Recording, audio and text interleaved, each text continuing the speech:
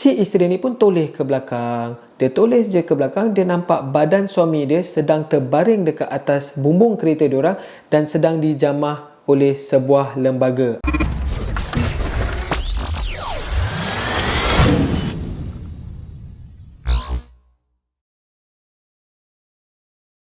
Hey guys, Assalamualaikum, welcome back to my channel Firaz Ali. Di sini siapa belum subscribe, tunggu apa lagi? Siapa dah subscribe? Macam gini. Alright guys, so dalam video kali ni aku nak kongsikan 3 kisah seram legenda yang ada dekat Malaysia. Okay, so kisah-kisah ni berkisar lebih kurang tahun 1990-an, 80-an macam tu lah. And cerita-cerita ini adalah sampaian-sampaian orang. Betul ke tak betul? Allahualam. Yang penting kita just chill-chill and just enjoy the story. Okay? So, sebelum kita bermula, macam biasa aku nak ingatkan siapa yang baru sampai kat channel ni, apa kata korang tekan dulu butang subscribe tu and tekan sekali butang loceng supaya bila aku post video baru, korang dapat tahu. Tanpa membuangkan masa lagi, jom kita start dengan cerita yang pertama.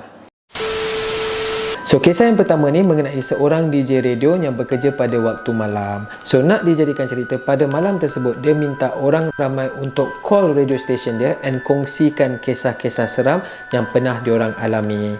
Lepas tu, dia dapat satu panggilan telefon daripada seorang lelaki. Suara lelaki ni memang macam biasa, tak ada apa-apa yang meramkan. So, lelaki ni pun berkongsikanlah kisah seram dia. Dia kata, pada satu malam tu, dia dalam kereta sedang memandu dengan isteri dia, 2 orang ibu bapa dia dan juga anak dia yang masih kecil. So, diorang tengah memandu dalam perjalanan pulang ke kampung. Okay?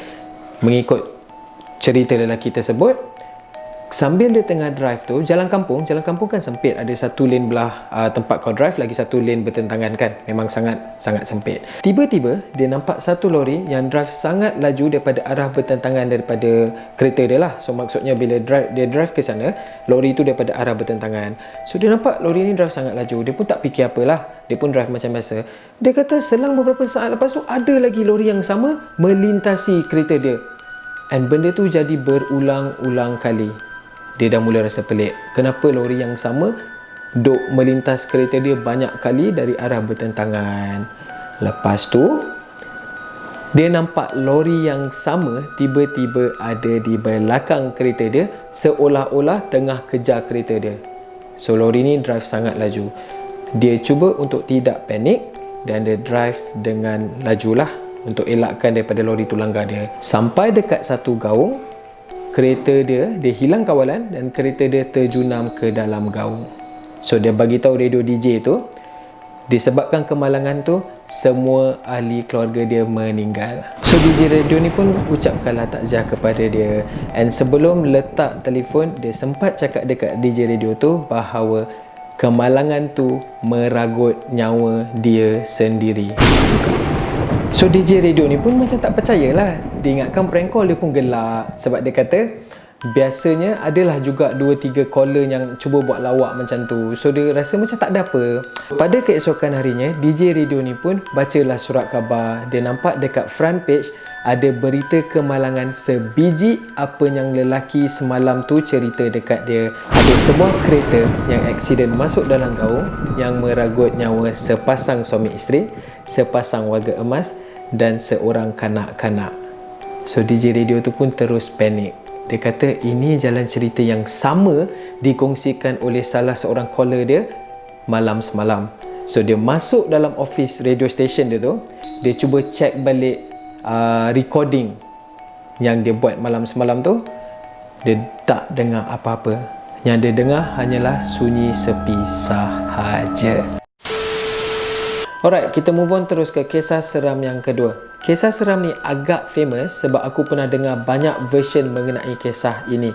So, ia mengenai kisah Volkswagen kuning di Karak Highway. Cerita dia macam ni. Pada suatu malam, ada seorang lelaki sedang drive dekat Karak Highway.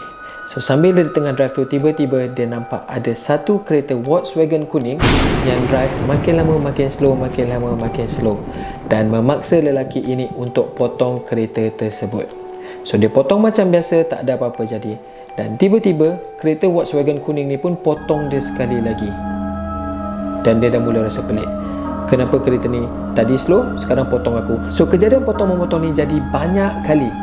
Dan apabila sampai dekat satu selekor, lelaki tersebut nampak Volkswagen kuning ni drive terus dan dia ikut kereta tersebut dan kereta dia pun jatuh ke dalam gaul.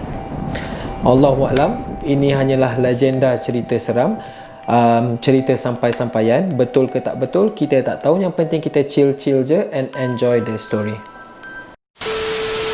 Alright, so kita teruskan ke kisah seram yang terakhir untuk video kali ini. So kisah ini terjadi dekat sebuah jalan kampung. Nak dijadikan cerita, ada sepasang suami isteri dan anak mereka on the way balik kampung pada tengah malam.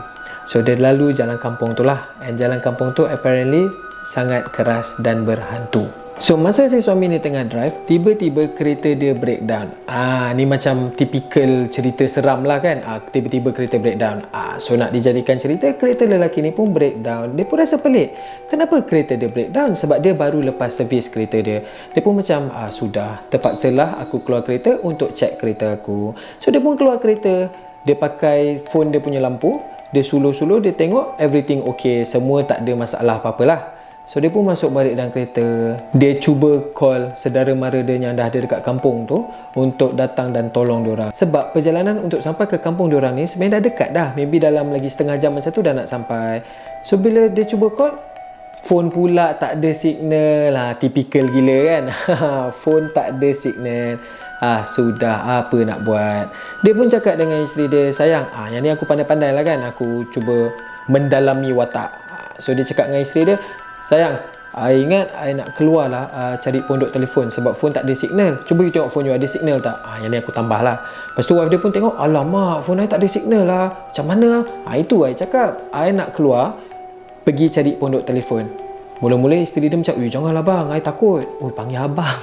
Janganlah bang, I takut. Lepas tu suami dia kata, habis tu kita nak buat macam mana? Takkan kita nak tunggu kat sini je? Kereta pun tak ada lalu lalang. So si suami pun berjayalah convince isteri dia untuk dia keluar dan cari pondok telefon. Sebenarnya dia berat hati tapi dia terpaksa keluar sebab kalau tidak diorang tersadai malam tu dekat situ. So dia dengan berat hati dia keluar daripada kereta meninggalkan isteri dan anak dia. Menurut cerita, bukan aku cerita ni. So menurut cerita, dia pergi hilang beberapa jam. So isteri ni dah mula rasa lain. Sambil dia tengah tunggu-tunggu tu, tiba-tiba dia dengar ada satu hentakan dekat bumbung kereta dia yang sangat kuat. Dia cuba sedapkan hati dia. Dia kata mungkin ada binatang buas dekat atas bumbung kereta dia ni pun. Dia pun biar je lah, tingkap semua tutup, tak ada hal lah. Lepas tu ada satu kereta ni lalu. Mula-mula kereta ni slow down. Tiba-tiba kereta ni pecut. Isteri-isteri ni lah ingatkan nak tolong, dah belah. Tak apa lah. Dia tunggu lagi. Dia nampak ada satu kereta peronda polis dengan lampu yang merah biru tu kan datang ke arah dia. Tapi polis ni tak keluar daripada kereta. Polis ni hanya menggunakan pembesar suara. So polis ni bagi arahan dekat isteri ni tadi dengan anak dia untuk keluar kereta dan jangan pusing ke belakang. Sampai je dekat kereta polis ni tadi, dengan perasaan dia yang curious nak tahu apa sebenarnya terjadi, si isteri ni pun toleh ke belakang. Dia toleh je ke belakang, dia nampak badan suami dia sedang terbaring dekat atas bumbung kereta diorang dan sedang dijamah oleh sebuah lembaga. Aku tak tahulah itu penjodoh bilangan yang sesuai ke tak, sebuah ke, seketul ke, sedang dijamah oleh lembaga tersebut. Allahuaklam bisawab. Aku tak tahulah cerita ni betul ke tidak, tapi bagi aku cerita-cerita legenda kita ni pun boleh tahan seram juga kan. So tu je lah untuk video kali ni. So kalau korang berjaya sampai ke sekarang ni, apa kata korang tekan butang like and tekan sekali butang share supaya lebih ramai orang dapat tengok video ni. Dan siapa yang belum subscribe, apa kata korang tekan sekali butang subscribe and tekan butang loceng supaya bila aku post video baru korang dapat tahu. Jumpa lagi dalam video akan datang. Assalamualaikum.